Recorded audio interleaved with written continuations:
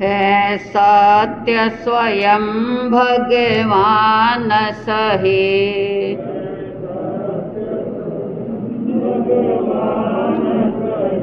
आगम का फरमान यही, आगम का है सत्य स्वयं भगवान सही, है सत्य स्वयं भगवान सही। जब सत्य समझ में आता है, जब सत्य समझ में आता है, अज्ञान मन का हट जाता है, अज्ञान मन का हट जाता है। हो जाते सत्य की विजय यही है, सत्य स्वयं भगवान सही, है सत्य स्वयं भगवान सही। छिप सकता क्या रवि बादल से, छिप सकता क्या रवि बादल से, छिप सकता सत्य न छल बल से, छिप सकता सत्य न छल बल से। हो जाते पहचान गुणवान यही, है सत्य स्वयं भगवान सही, है सत्य स्वयं भगवान सही। ध्रुव सत्य चमकता मोती है, जय विजय सत्य की होती है। चिंतन की सत्य उड़ान यही, चिंतन की सत्य उड़ान है सत्य स्वयं भगवान सही, है सत्य स्वयं भगवान सही। अब गीत सत्य के गाना है, अब गीत सत्य के गाना, आत्म की ज्योति जगाना है, आत्म की ज्योति जगाना। जिन वाणी का है सार यही, जिन वाणी का है सार यही, है सत्य स्वयं भगवान सही, है सत्य स्वयं भगवान सही। सांसनेश प्रभु अहिंसा के अवतार श्रमण भगवान महावीर स्वामी के पावन चरण कमलों में कोटि से वंदन। श्रमण कुल तिलक आचार्य सम्राट पूज्य श्री रघुनाथ जी महाराज साहब एवं मेरी अनंत अनंत आस्था के केंद्र, मेरे संयम धन के दाता परम पूज्य गुरुदेव श्रमण सूर्य मरुधर केसरी 1008 श्री मिश्री मल जी महाराज साहब, परम पूज्य सदगुरुवर्या जिन शासन चंद्रिका महासती श्री सज्जन कंवर जी महाराज साहब, परम पूज्य गुरु माता माँ श्रमणी माता जी श्री पुष्पवती जी महाराज साहब के पावन चरण कमलों में कोटि से वंदन नमन।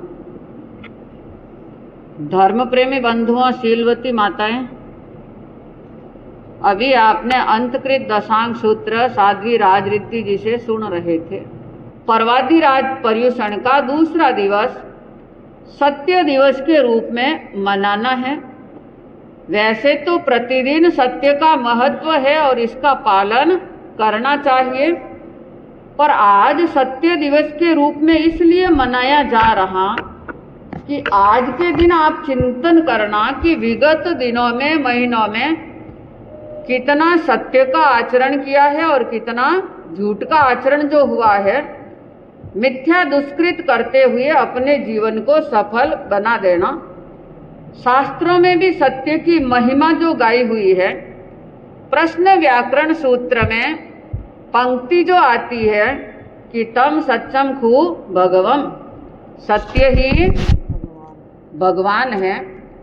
सत्य को भगवान जो मानते हैं, पर वो सत्य कैसा होना चाहिए जानते तो सभी यही है कि सत्य बोलना चाहिए, जैसा है वैसा ही बोलना वो सत्य होता है।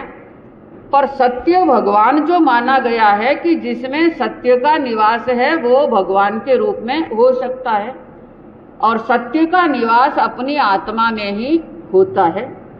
पर इसके साथ में भी वचन का विवेक रखना चाहिए। भगवान ने ये भी साथ में बात कही कि विवेक अवश्य होना चाहिए, क्योंकि हमारा धर्म जो है वो अहिंसा प्रधान धर्म है।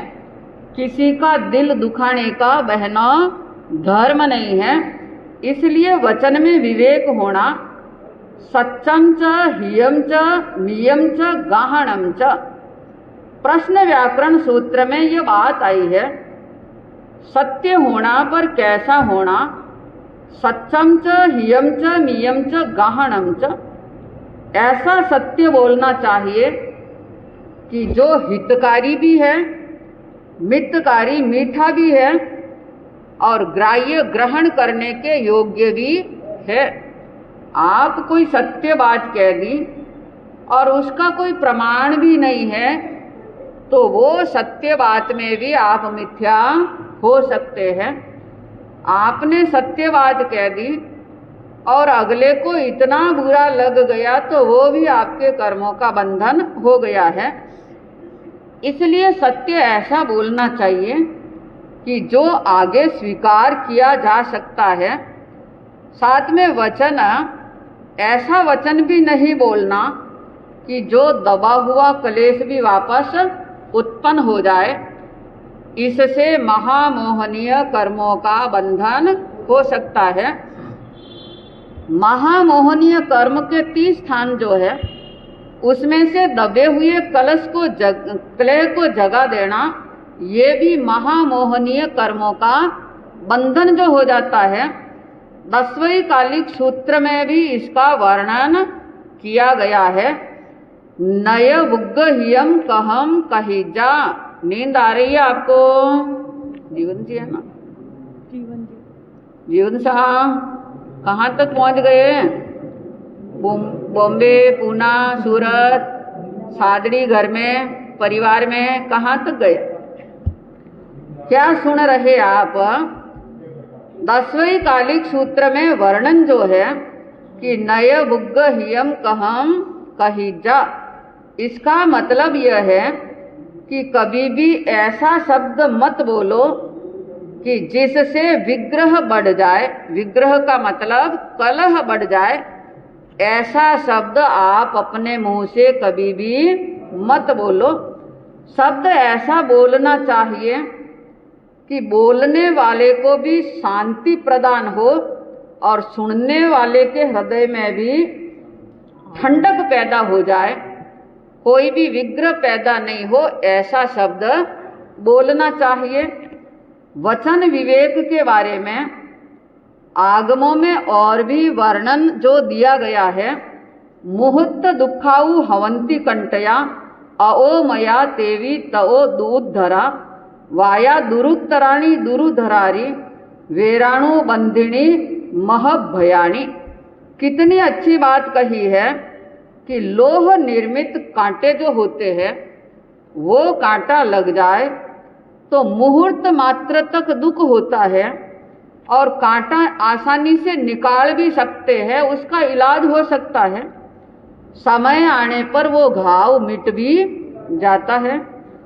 किंतु वचनों से वैर जो बढ़ा दिया है आपने, ऐसे वचन दुखदाई जो बोल दिए हैं, तो वो वचनों का कांटा कभी भी हृदय से निकलते नहीं हैं। समय समय पर उसके घाव ताजा बन जाते हैं। समय समय पर वो बात याद आती रहती है। इसलिए वचन के बाण लोहे के कांटे से भी ज़्यादा खतरनाक जो माने गए हैं, तो ऐसे वचन के बाण नहीं निकालने चाहिए। कबीरदास जी ने भी कहा है कि मानव भया तो क्या भया, जो नहीं बोल विचार, हणे पराई आत्मा जीव लिए तलवार। कितनी अच्छी बात कही है। फिर उत्तराधीन सूत्र में भी ये बात आई है, जहाँ सुनी पुई कन्ने निक सिज्जई सवसो एवं दुशील पड़ी निये मुहरी निक सिज्जई। कई बार ये आगम सुना होगा आपने। उसमें ये विस्तार आया है कि अत्यधिक वाचाल जो होता है और अंट संट बकने वाला जो व्यक्ति होता है, ऐसा व्यक्ति सर्वत्र तिरस्कार को प्राप्त करता है। अपमानित करके उसको निकाल दिया जाता है कि जैसे सड़े हुए कान की कुत्तिया को निकालते हैं बाहर, उसी प्रकार से उस व्यक्ति को भी निकाल दिया जाता है। वो व्यक्ति कहीं पर भी आदर प्राप्त नहीं कर सकता है। फिर ज्ञानियों ने कहा कि अवसर के अनुकूल वचन बोलना चाहिए। ये भी बहुत बड़ी बात है कि वचन विवेक रखते हुए अवसर के अनुसार बोलना। शादी के समय में अगर राम राम सत्य है, आगे गया गत है, ये बोलना शुरू कर दे तो वहाँ पर कुछ माहौल अलग प्रकार का ही हो जाएगा। और जहाँ मरघट की तरफ जा रहे हैं और वहाँ ब्याह शादी के गीत गाने लग जाए तो वहाँ का माहौल अलग प्रकार से बन जाएगा। इसलिए ये वचन का विवेक रहना चाहिए, अवसर के अनुकूल बोलना चाहिए, क्षण को पहचान लेना, समय को पहचान लेना कि आप किसी सामाजिक गोष्ठी में बैठे हुए हैं मानो, और उस समय चर्चा चल रही है, वहाँ पर ऐसी चर्चा हो रही है कि समाज का उत्थान कैसे होना चाहिए, किस प्रकार का अपन को कार्य करना चाहिए जिससे समाज का उद्धार हो सके। ऐसी चर्चा के बीच में कोई व्यक्ति उठ करके सीधी अपनी चर्चा चिकित्सा संबंधी रखनी शुरू कर दे कि अरे ये बीमारी है, वो बीमारी है, इसका इलाज इस प्रकार से उस प्रकार से, तो वह बेमौके की बात लगेगी आपको, बेतुक की बात लगेगी। उसकी बात कोई सुनने के लिए तैयार नहीं होंगे। इसलिए अवसर के अनुकूल बोलना। लोभे कोहे माणे माया लोभे पेज तहेव दोषेय हासे भये अखा इय उव घाये निस्सिया दशमा।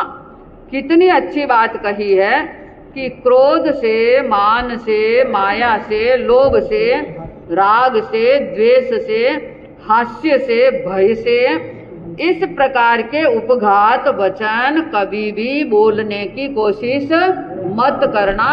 तो आज परवादी राज पर्यूषण का ये द्वितीय दिवस है। आज के दिन चिंतन करना कि इन बातों से हम आघात किसी को पहुंचाई हो तो तहे दिल से सायंकालीन प्रतिक्रमण करते करते अपने आप में पश्चाताप करना और मिथ्या दुष्कृत दे देना कि आज के बाद में जीवन में कभी भी ऐसे वचन नहीं बोलेंगे, किसी का दिल दुखाने का काम नहीं करेंगे, ये वचन से, हिंसा से बच करके रहेंगे। तो ऐसा सच्चिंतन रहेगा तो आनंद ही आनंद है, जीवन धन्य हो जाएगा। संसार के भाव में सम्यक्त्व को प्राप्त कर लिया, मुनि को आहार दान दिया और मुनि ने धर्म का उपदेश दिया, समकित का दान दिया।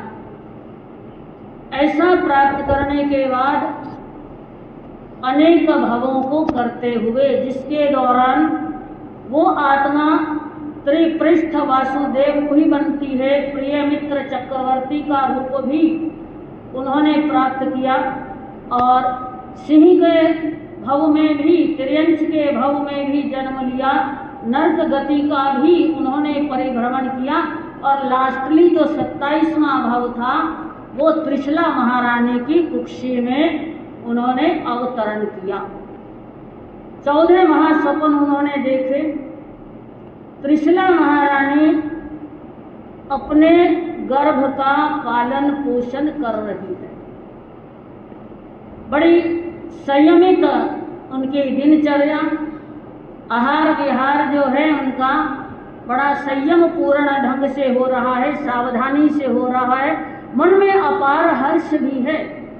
और एक विशेष बात और हुई कि जब से ये बालक गर्भ में आया तब से राजा सिद्धार्थ के कोष में, खजाने में अपार अभिवृद्धि होने लग गई। संपूर्ण राज्य में धन धान्य की अभूतपूर्व वृद्धि होती है और जितने आसपास के राज्य थे उनके राजा, छोटे छोटे राजाओं के राजा थे, वो भी राजा सिद्धार्थ के समक्ष नतमस्तक होते हैं।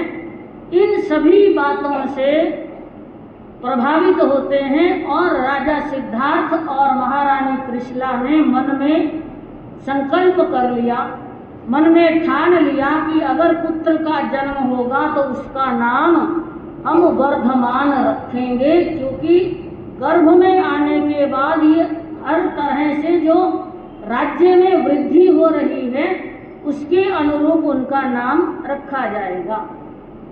और ये गौरवशाली माता त्रिशला महारानी जो है, अभी गर्भकाल का 7वां महीना चल रहा था और उन्होंने मन ही मन में, जो गर्भस्थ जीव है, उन्होंने अपने मन में चिंतन किया कि मेरे हिलने डुलने से मेरी माता को कष्ट होगा। सोचकर वो गर्भ में निश्चल होकर बैठ गए, यानी कि कोई मूवमेंट नहीं कर रहे, हिलना डुलना बंद कर दिया, अकंप बन गए, अपने अंग प्रत्यंग सिकोड़ लिए। और निश्चल होने के बाद माता को सुविधा होगी, सुख मिलेगा, तनिक भी पीड़ा नहीं होगी, ऐसा उस गर्भस्थ जीव ने सोचा था। लेकिन हुआ इसके विपरीत। वो माता त्रिशला जो है, गर्भ के स्थिर होने से, अडोल अकंप होने से उनके मन में एकदम से आर्त ध्यान होने लगा, शंका व्याप्त हो गई कि मेरा गर्भस्थ शिशु कहीं प्राण रहित तो नहीं हो गया। यही विचार करके वो वात्सल्य भावना को उनके गहरा झटका लगता है, आक्रंदन करने लग जाती है। पूरे महल में जितने भी उनकी सेवा में उपस्थित थे वो भी उनको विलाप करते हुए देखते हैं। सब दासियां दौड़े दौड़े वहां पर पहुंच गए और उस त्रिशला महारानी को, त्रिशला माता को धैर्य बंधाने लग जाती है। जब गर्भस्थ जीव ने ये देखा कि माँ का शोकपूर्ण हृदय बन गया है तो गर्भ ने हिलना डुलना प्रारंभ कर दिया। और जैसे ही हिलना डुलना प्रारंभ किया और वो माता अत्यंत प्रसन्न हो जाती है, उसका शोक दूर हो गया, मंगल गीत गाए जाने लगे। जो दास दासियां एकदम चिंतातुर होकर त्रिशला महारानी को सांत्वना दे रहे थे, वो मंगल गायन करने लग गए। राजमहल में पूर्णतः हर्ष का संचार हो गया, सर्वत्र आनंद का वातावरण हो गया। लेकिन ऐसा वातावरण, ऐसी अनुभूति उस गर्भस्थ जीव ने जब समझ लिया, जान लिया, तो उन्होंने गर्भ में रहते हुए इस प्रकार का संकल्प ले लिया कि जब तक मेरे माता पिता जीवित रहेंगे तब तक मैं मुंडित होकर गृहवास का त्याग नहीं करूंगा। यानी कि ये गर्भस्थ शिशु का संकल्प संकेत देता है कि वो वर्धमान जिनका जन्म होना है, गर्भकाल में ही वो अपनी माता पिता के प्रति, अपने माँ के प्रति कितना आदर भाव रखने वाले, कितना ख्याल रखने वाले हैं कि अपने माता पिता को किंचित भी दुख देना नहीं चाहते। लेकिन इस घटना से, इस बात से आजकल की युवा पीढ़ी को शिक्षा ग्रहण करनी चाहिए कि तीर्थंकर की आत्मा वो भी अपने माता पिता का सम्मान करती हैं। वो भी अपने माता पिता के प्रति वंदन का भाव, आदर का भाव रखती हैं, क्योंकि माँ के मन में वात्सल्य का भाव अपार होता है। असीम वात्सल्य की प्रतिमूर्ति ये मातृशक्ति पुत्र के कल्याण के लिए बड़े से बड़ा दुख भी वो झेल सकती हैं। बड़े से बड़े दुख की घड़ियों में भी पीड़ा को पीड़ा नहीं समझते हैं, दुख को दुख नहीं समझते। दुख की घड़ियों में भी सुख का अनुभव करने वाले अपने रोम रोम से अपनी संतान के प्रति मंगल आशीर्वाद, मंगल कामना, शुभ आशीष के वचन ही निकलते हैं। ये बात सत्य है कि पूत कपूत हो सकता है, लेकिन माता को माता नहीं होती है ना, पक्की बात है। माता को माता नहीं होती, पूत कपूत हो सकता है। वर्धमान कुमार के इस घटनाक्रम से ये शिक्षा लेनी चाहिए। उपनिषदों में भी ये बात आई कि इस धरती पर दो देव, मातृदेवो भव और पितृदेवो भव, ये माता पिता भी देव के समान होते हैं। ज्ञानियों ने भी कहा है कि जिन्होंने जन्म दिया, उंगली पकड़कर चलना सिखाया, आपकी हर छोटे मोटे बाल भाव को देखकर सुनकर असीम आह्लाद का भाव उनके भीतर जागृत हुआ, तो इन माता पिता का, जनक जननी का उपकार हमारे भीतर हमेशा स्वीकार करना चाहिए। गुण ग्राहक का भाव रखते हुए उनकी सेवा शुश्रूषा का ख्याल रखना चाहिए। अपना तन मन जीवन इनके प्रति समर्पित करते हुए विद्या, विनय और विवेक से समन्वित होकर एक नया विश्वास आपस में, एक नई अंडरस्टैंडिंग आपस में रखनी चाहिए, ताकि ये माता पिता जो है आपके कारण से दुख का अनुभव नहीं करें। लेकिन आजकल की पीढ़ी पाश्चात्य संस्कृति को फॉलो करती है। कुछ संगति में पढ़कर आज्ञा की अवहेलना भी कर लेती है। पढ़ लिख तो जाते हैं और माता पिता का दिल दुखाने में पीछे नहीं हटते, और ऐसा करते हुए अपने परिवार का, अपने समाज का गौरव नष्ट करने का प्रयास कर लेते हैं। लेकिन ध्यान रखें, ठाणांग सूत्र में भी ये वर्णन आया कि माता पिता का अनंत गुना उपकार होता है। अगर आप अपने इस तन की चमड़ी से उनके लिए पगरखियां भी बनाकर उनको पहना दें, तो भी उनके उपकारों से उऋण नहीं हुआ जा सकता। एक विधि बताई, एक उपाय बताया माता पिता के उपकारों से उऋण होने का, या किसी का भी उपकार हमारे जीवन में है, उनके उपकारों से उऋण होने का एक उपाय बताया है कि उनको धर्म के साथ जोड़ने का प्रयास करें। जो धर्म में जोड़ लेते हैं, अंत समय में भी उनको धर्म का शरणा देने का प्रयास कर लेते हैं, अनासक्ति का भाव उनके भीतर पैदा करने में सफल हो जाते हैं। ऐसी संतानें सही मायने में सपूत और सुपात्र कहलाती हैं।